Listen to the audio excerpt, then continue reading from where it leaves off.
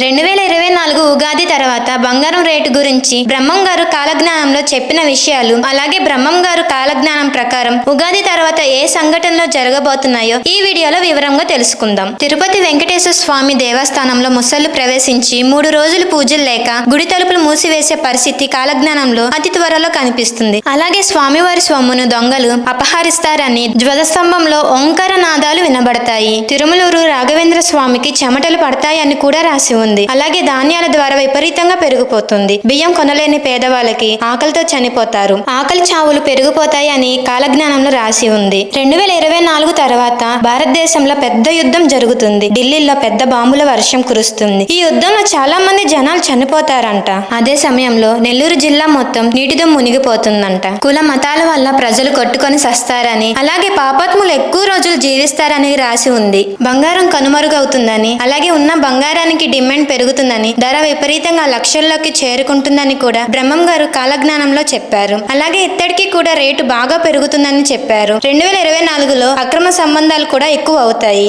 ఇవి హత్యలకు దారితీస్తాయని చెప్పారు. 2024 తర్వాత వేప చెట్టు నుండి అమృతం కారుతుందని రాసి ఉంది. శ్రీశైలానికి దక్షిణ వైపు కొండ చర్యలు దొర్లిపడి భారీగా జన నష్టం జరుగుతుంది. అలాగే పగిలిన రాయి మొక్కలు లేచి ఆకాశానికి ఎగురుతాయని రాశారు. పంచాంగాలు పూర్తిగా దారి తప్పుతాయని చెప్పినట్లుగా తెలుస్తుంది. సూర్యమండలం నుంచి మాటల రూపంలో శబ్దం వినబడుతుంది. రాత్రింబగళ్లు గద్దలు గుంపులుగా గూడి అరుస్తూ ఉంటాయి. నీటిలోని చేపలు తాము చచ్చాయని అని భావించి నీటిలో నుంచి బయటికి వస్తాయి. ఈ ప్రకారం 2024 ఉగాది తర్వాత జరగబోయే సంఘటనలు ఇవి అని రాసి ఉన్నాయి.